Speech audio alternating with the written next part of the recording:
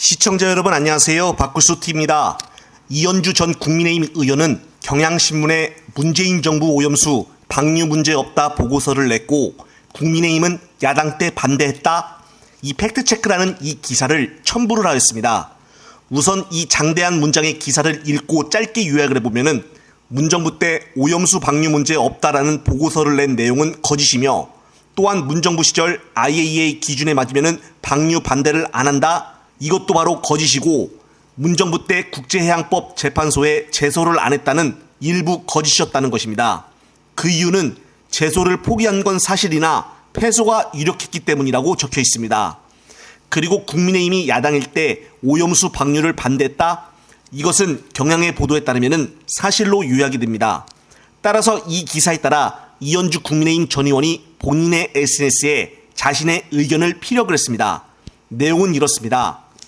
다소의 강약 차이는 있지만 분명한 것은 야당이 되면은 강력 반대하고 여당이 되면은 엉거주춤하거나 적극 찬성한다는 거다라며 100번 양보를 해서 대통령이나 정부가 국제관계 때문에 엉거주춤하거나 말을 얼머부리는 것은 그렇다 치더라도 어찌 여당의 태도가 그리 달라지냐는 거다. 이런 걸 보면은 결국 우리나라의 정당은 야당이 되면은 비교적 국민들의 입장을 대변하다가 여당이 되면은 국민이 아니라 대통령을 대변한다. 그러니 헌법상 삼권 분립 정신에 충실하게 보면은 여당 국회의원은 대통령 즉 행정부를 견제하고 국민을 대변하기는커녕 거꾸로 하고 있으므로 필요가 없는 존재란 결론에 이른다. 국민을 대변하지도 못하고 대통령 부하 아니 꼬북 노릇이나 할 것을 왜 힘들여 국회의원이 되고자 하는지 이해하지 못하겠다. 대통령 꼬북 노릇을 잘해서 한자리 하겠다? 자, 그러면은 정치의 목표가 자기 출세란 말인가? 그런데 나를 좌절케 하는 것은 국민들도 반 이상은 그 수준이라는 거다.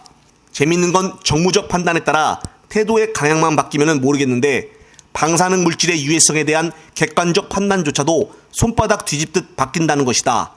이러니 국민들이 누굴 믿을 수 있겠나. 이런 과학적 사실조차 정확하게 얘기하지 못하고 한쪽은 거짓말을 하고 한쪽은 과장을 한다. 이제 국민들은 안 봐도 척 진실을 짐작을 한다.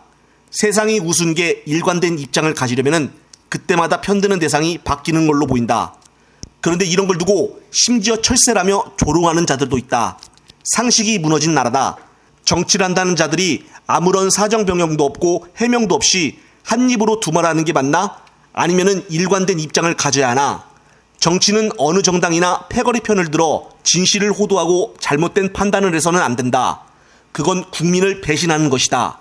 정치는 궁극적으로 국민 편이어야 한다.